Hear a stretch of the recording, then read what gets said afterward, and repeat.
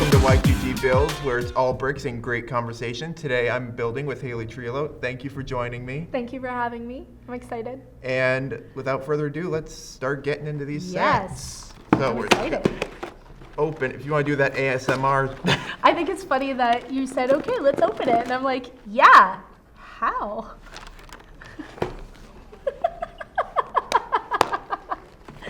Oh, we're just destroying the box. Oh, I didn't know.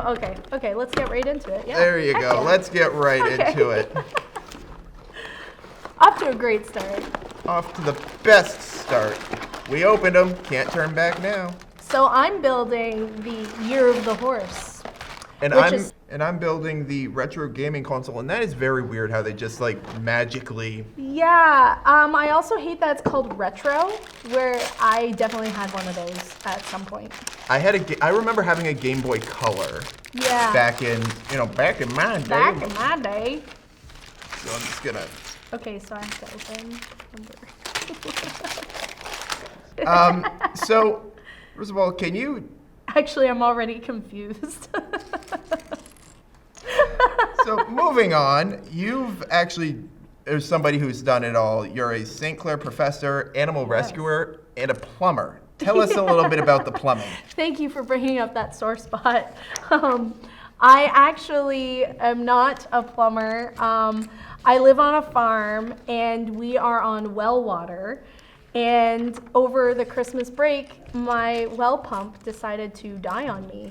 And I had to figure out how to fix it on my own because independent woman and all. And yeah, it's still a problem. It turns out so I got a new well pump, got that all hooked up, and I was pretty proud of myself, got it working. But then the pressure tank next to it was all messed up, so okay, cool, got a new pressure tank. And it turns out that I also, on top of all that, needed to fix something that's actually inside the well, so that's a whole thing. Thanks for bringing that up. I love that for me. Great, so when my toilet breaks, can I just call you to come fix it? I mean, yeah, but I don't know how that'll work out for you. I renovated my bathroom too, so you would have more luck with me, like, I don't know, fixing your tiling, I guess. I would probably be better at that than anything else.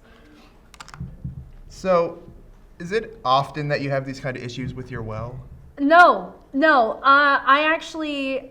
No, this has not been an issue until this year. And I think it's funny, kind of, like the only thing that you can do is laugh about it, really. But it's funny because my mom's boss was actually like, hey, you still live in there? And I was like, yep, love it. And he's like, great, how's your well doing? And then all of a sudden, all these issues arose. So thanks, Tony. Yeah, thanks a lot, Tony. Thanks, Tony, you're a real one. So we may be at what may be the last semester of the Mediaplex. Yeah, it's really sad, yeah. What was your experience like here? Oh my gosh. The best memories were here, honestly. I'm not gonna lie, I've been taking this apart and putting it back together for like the longest time. It's nothing but good memories. I mean, the professors were always here for us.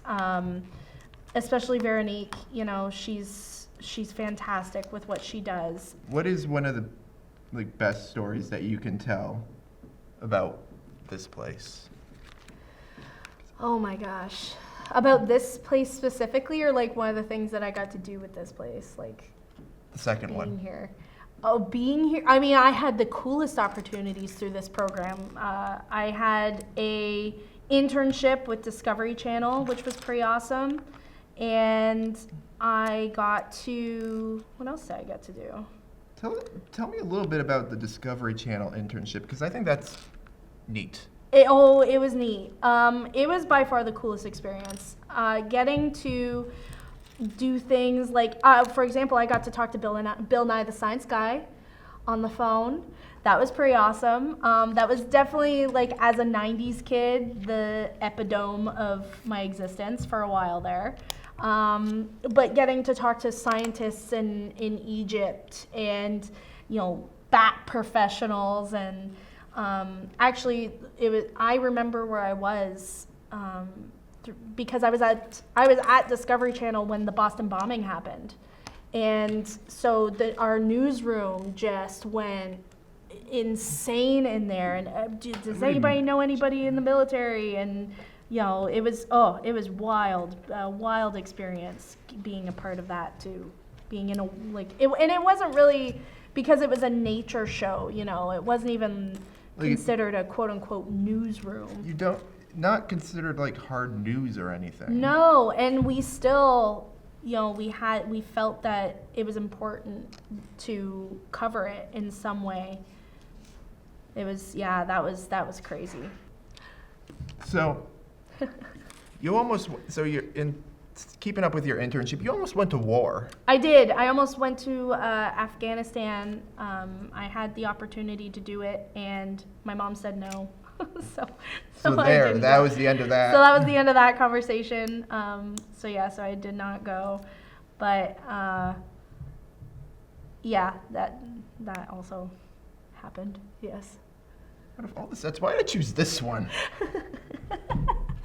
I would say that yours doesn't look as complicated, but there's a lot more small pieces on your table than mine.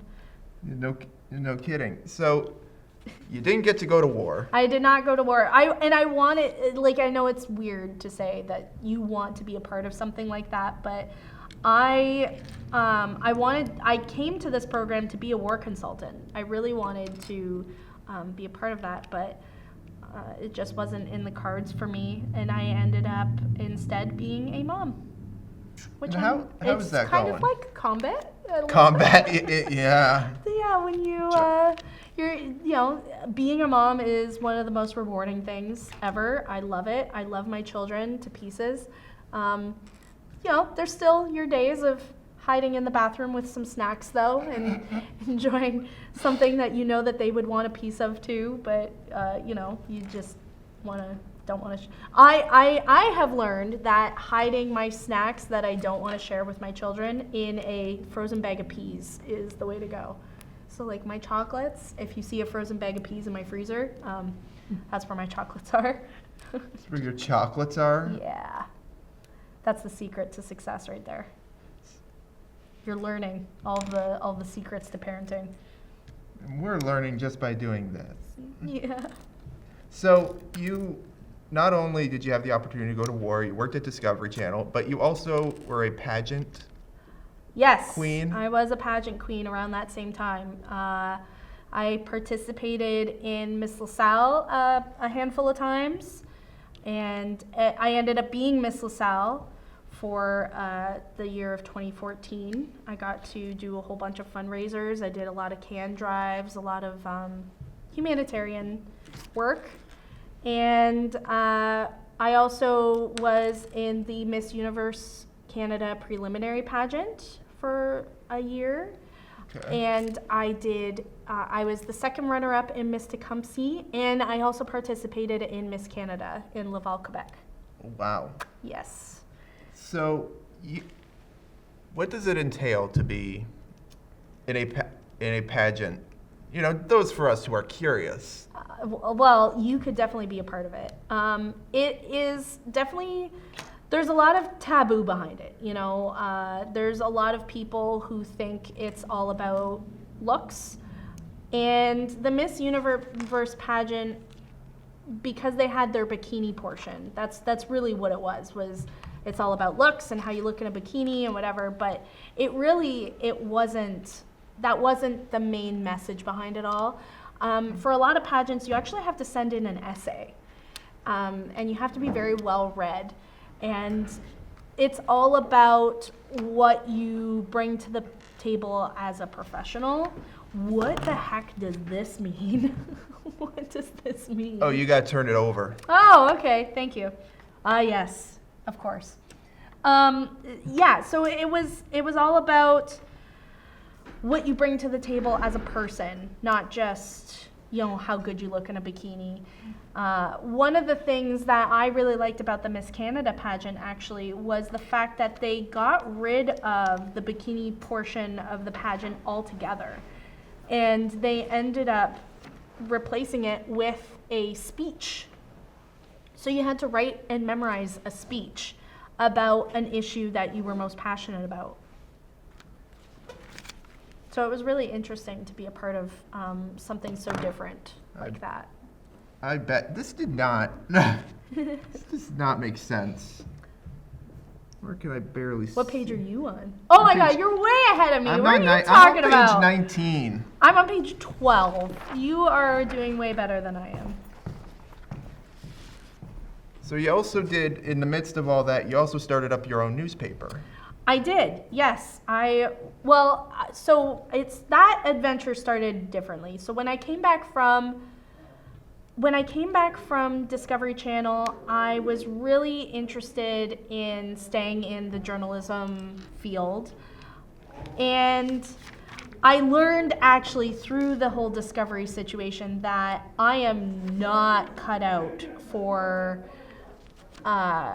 moving away from home. Like, that was just not for me. I needed something local. So I actually decided to, I submitted my resume with a local newspaper called the LaSalle Post. Okay. And I ended up getting... LaSalle still has a newspaper? It did then, yes. I ended up getting a position there. And I was so happy because it meant that I could stay home longer. So I got my position with the LaSalle Post, and I was there until I got pregnant with my son. And I ended up, choosing home life with a family over working for a little while, which, I can just see the teenage me, losing my mind over that thought. Being like, what are you doing? But, it was important to me to be there for every part of my kid's life, and I was, and it was a blessing in disguise for me. So, you mentioned your kids. Your son recently was diagnosed as a diabetic. Yes, type 1 diabetic, yeah. Diabetic Club. Yes, the Button Buddies. The Button Buddies. Yes. So, what was that experience like? That was by far the most terrifying thing I have ever been through in my entire life. By far.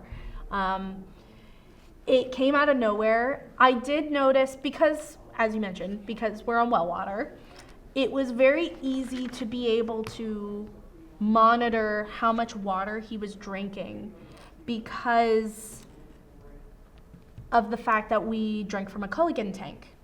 So when I noticed that our water was depleting really, really quickly for no apparent reason, I made a doctor's appointment right away, and it was very strange to me because the doctor, I was told through all my research that this was a pretty serious thing and to go to the doctor right away. And the doctor didn't seem at all concerned.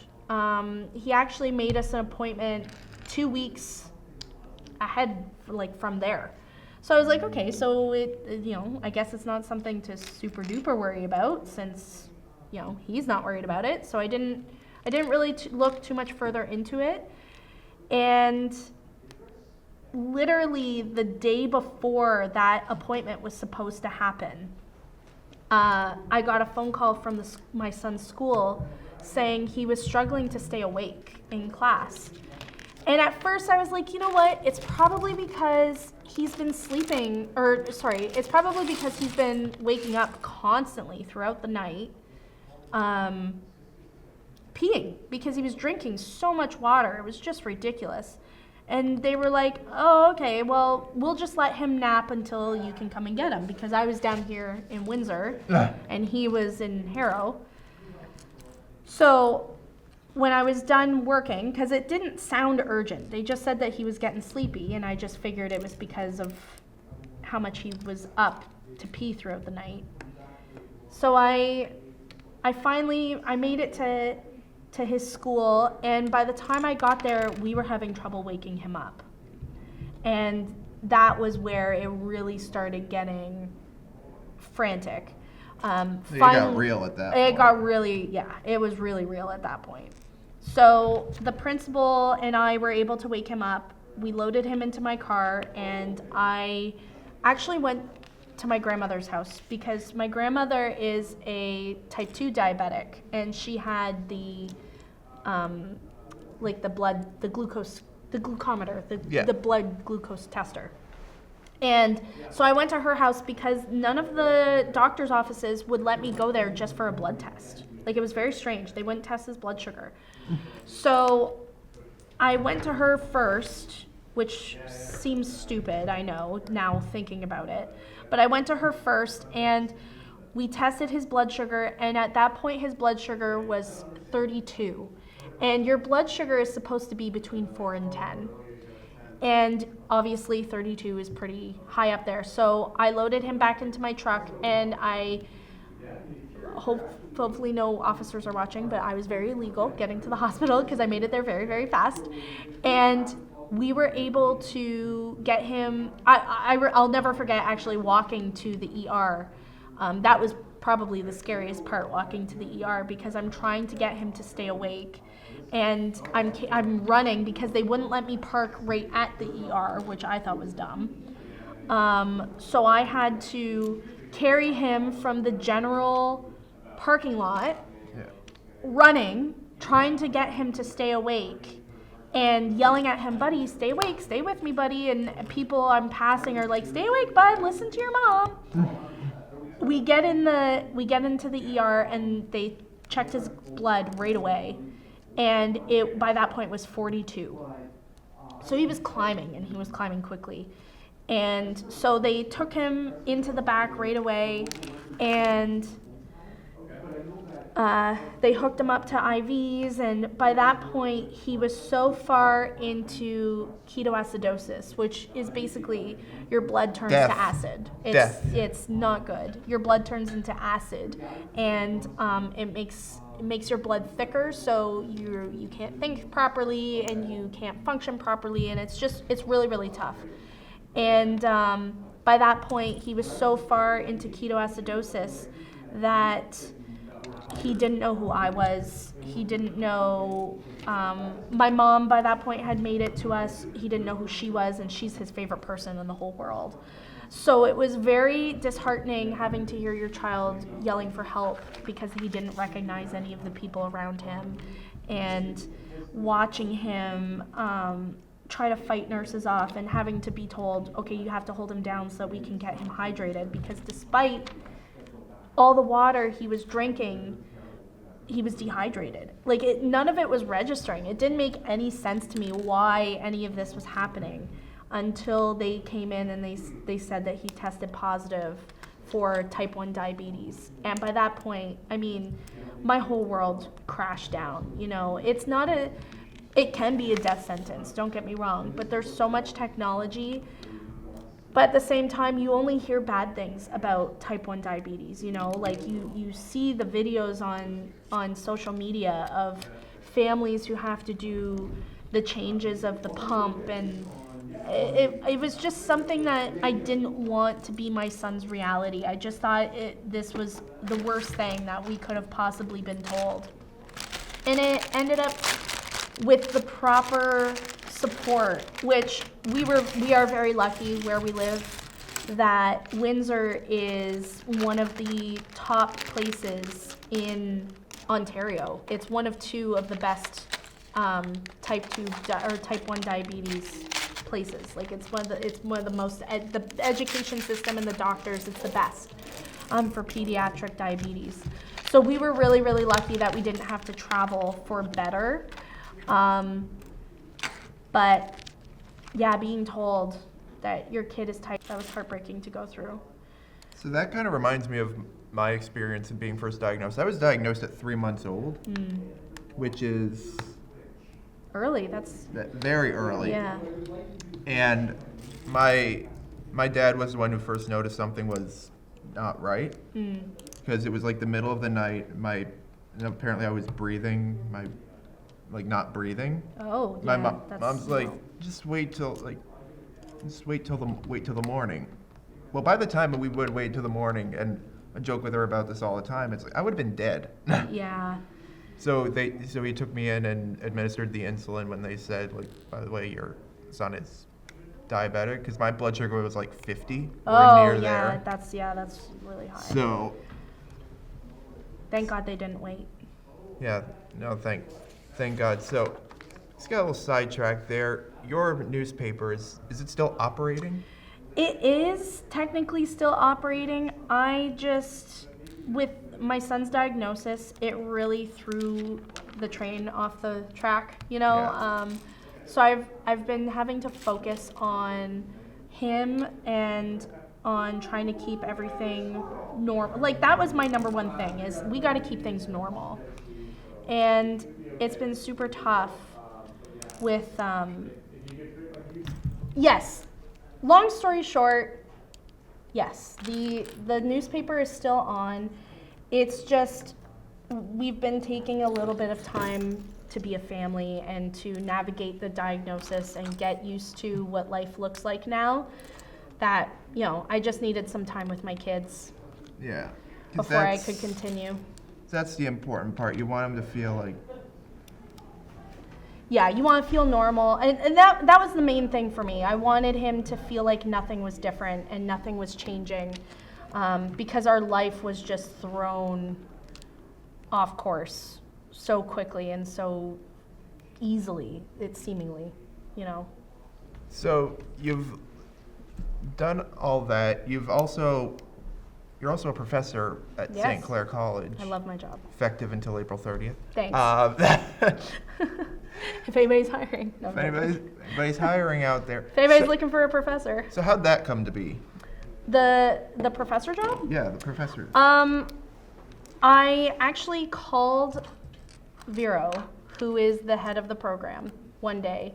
Love her. Yes, we She's love a Vero. saint. She's wonderful.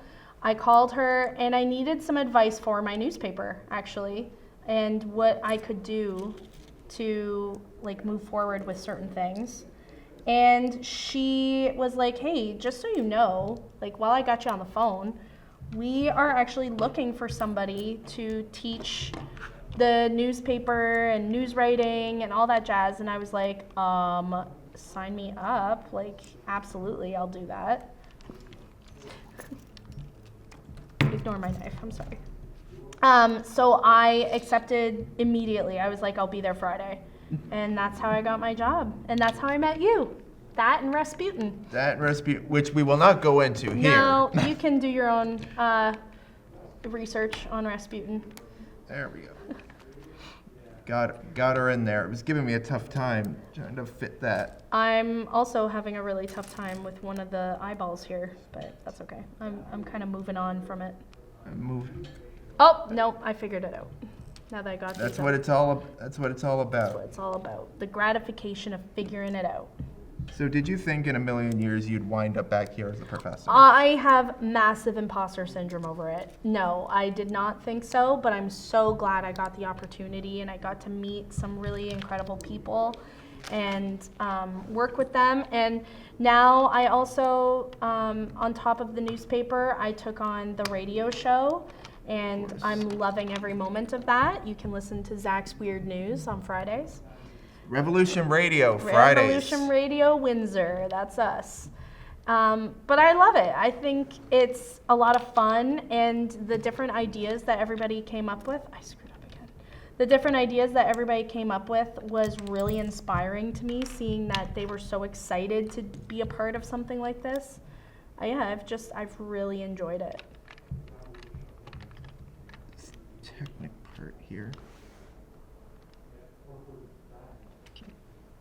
You want me to go upside, what? Okay, I already did that. What do you mean? Oh my. Okay, whatever. What's this part? What am I doing? Oh, the base. Yeah, I've actually gotten to teach quite a few different courses throughout my career here. I got to teach ethics in public relations, and I got to teach a cruise ship course through travel and tourism.